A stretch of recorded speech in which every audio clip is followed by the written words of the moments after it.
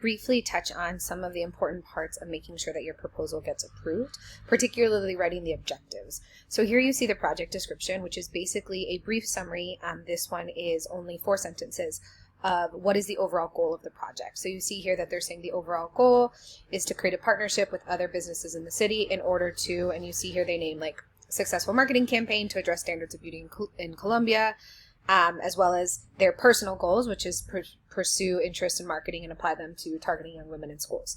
So we have a general description here. This is pretty easy to do. Most people get this right on the first try. Where proposals end up getting returned back to students as incomplete or not yet approved is in the objectives.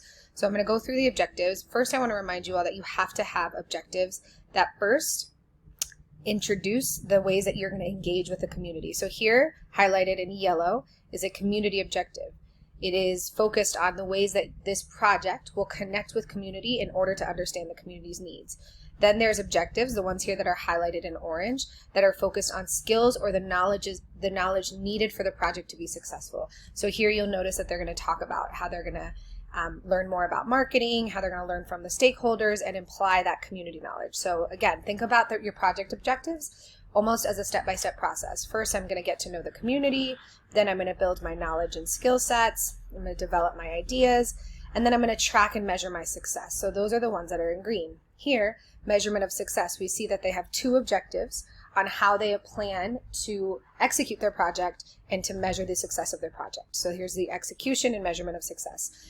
Now, the other really important thing that you have to understand is these are not whole narratives. You don't have to write your whole story here, but they have to be specific with a what and a how. So some folks will write really, really long paragraphs as an objective, which actually isn't the goal. You're not needing to write every little thing that you're going to do, but you need to be very specific in the what you will do and how you will do it. So for example, if we go back to my comments here, we see, what are they going to do? Engage with women who feel most impacted by unfair standards of beauty. If that was all they wrote, this would be an incomplete objective. But here, highlighted, how they will do it. Survey data and direct interviews. Again, what are they going to do? The what? Engage with the knowledge provided by the professional sponsor. How? To make a list and identify specific examples of the ways that media impacts social norms. So again, what they're going to do, how they plan to do it.